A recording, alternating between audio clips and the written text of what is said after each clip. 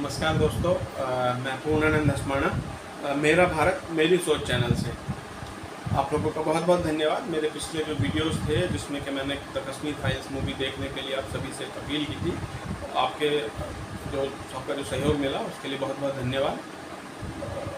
आज जो मैं ये वीडियो बना रहा हूँ ये मैं बना रहा हूँ जो अभी की वर्तमान परिस्थितियाँ देखने को मिलती हैं भारत में, कि नई नई चीज़ें सामने आती हैं सोशल मीडिया के थ्रू, वो जल्दी नॉलेज में आ जाती है लोगों के, कि अब इस टाइम पर जो अंदरूनी तौर पर एक रणनीति के तहत कार्य हो रहा है वो भारत को मतलब अलग अलग पार्ट्स में फिर से डिवाइड करने वाला। आपको पता होगा कश्मीर के लिए अलग से मांग होती है, कश्मीर अलग करो।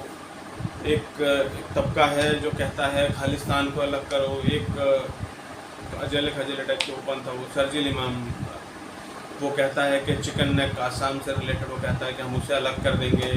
पश्चिम बंगाल में भी हालात लगभग वैसे ही हैं, और ये हालात सिर्फ ऐसे ही नहीं हैं। आपने अभी जो चुनाव बीते हैं इस दौरान आपने सुना होगा श्री कुमार विश्वास जी का एक बयान, जिसमें उन्होंने कहा था कि केजरीवाल ने ये कहा था कि या तो मैं एक स्टेट का मुख्यमंत्री बनूंगा या फिर मैं एक स्वतंत्र राष्ट्र का प्रधानमंत्री।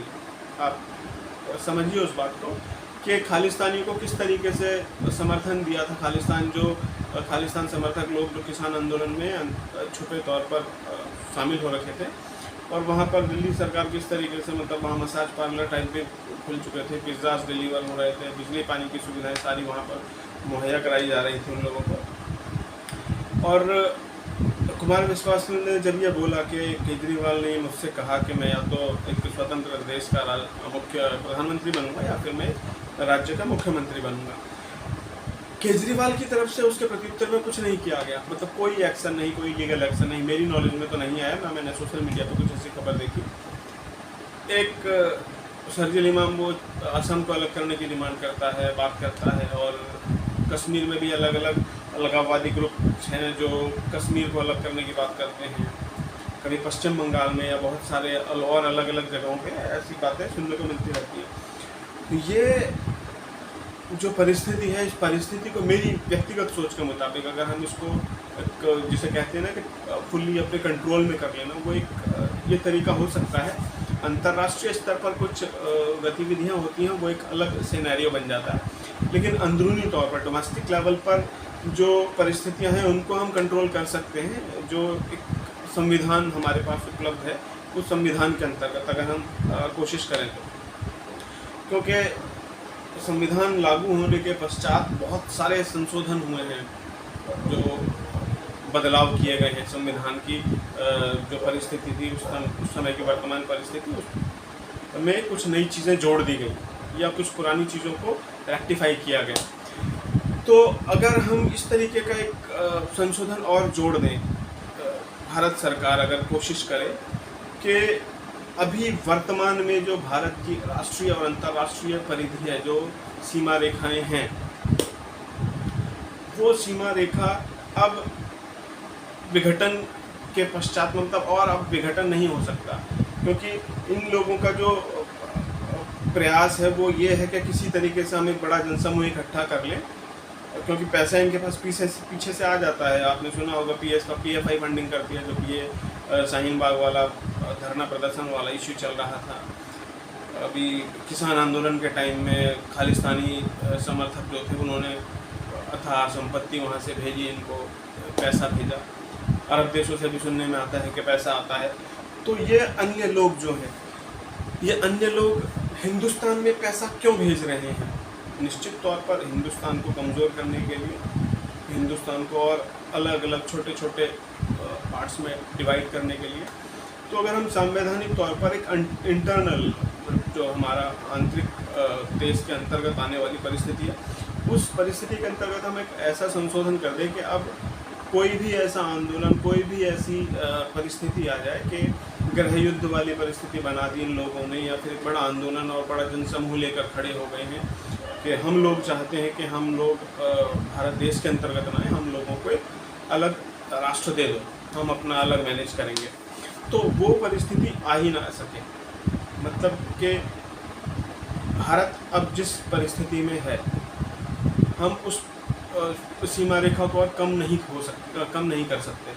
ये संवैधानिक तौर पर नया संशोधन ऐड कर दिया जाए। I hope you are getting my point exactly, मतलब जो मैं समझाना चाहता हूँ। मे बी शायद मैं बहुत अच्छे तरीके से एक्सप्लेन नहीं कर पा रहा हूँ, लेकिन मेरा मेन मकसद ये है कि संवैधानिक तौर पर एक नया संशोधन, एक नई एक्ट इसमें जोड़ दिया जाए, जो भी उसमें धाराएं जोड़नी है उसके अंतर्गत, कि वर्तमान परिस्थिति में 2022 में जो हिंदुस्तान की परिधि है, जो सीमा रेखाएं हैं राष्ट्रीय और अंतर्राष्ट्रीय, इस सीमा रेखा के अंतर्गत जो भी स्टेट्स हैं वो अब अलग नहीं हो सकते। मतलब अब भारत का विघटन नहीं हो सकता, इसमें से कोई अन्य देश अलग करने की मांग कर ही नहीं सकता।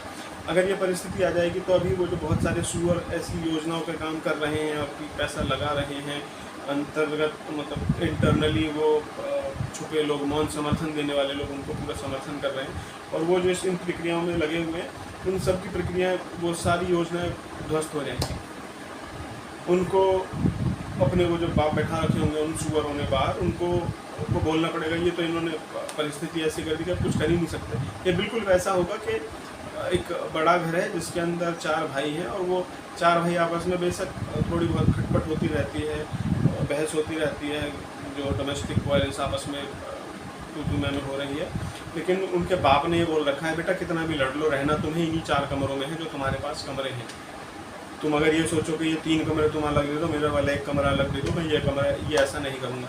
रहेगा ये एक घर ही, इसमें से अलग अलग घर नहीं बनेंगे। तो ये इस टाइप का अगर संशोधन हो जाए तो मुझे लगता है कि हिंदुस्तान के अंतर्गत चलने वाली जो बहुत सारी एंटी इंडियन एक्टिविटीज़ हैं, वो बहुत सारी एक्टिविटीज़ बंद हो जाएंगी। आशा करता हूँ कि मैंने जो समझाने की कोशिश की है वो आप लोग सही प्रकार से समझे होंगे, और अगर आपको सही लगेगा तो ये रिक्वेस्ट है मेरी कि आप अपने मित्रों से भी, अपने दोस्तों से भी साझा करें।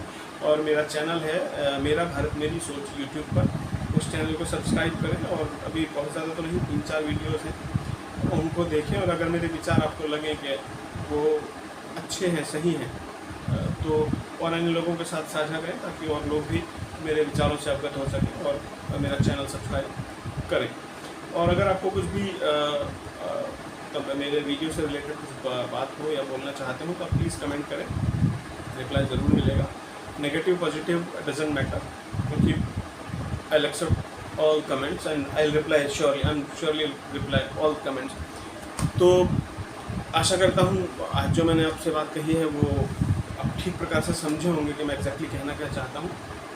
बहुत बहुत शुक्रिया आप लोगों का जो अपने पहले के वीडियोस को सपोर्ट किया, और आशा करता हूँ आगे भी इस प्रकार से सपोर्ट करते रहेंगे। तो प्लीज़ चैनल अगर आपको सही लगे तो सब्सक्राइब कीजिए, और मेरे जो विचार हैं वो अन्य लोगों के साथ भी साझा करें। बहुत बहुत शुक्रिया, धन्यवाद।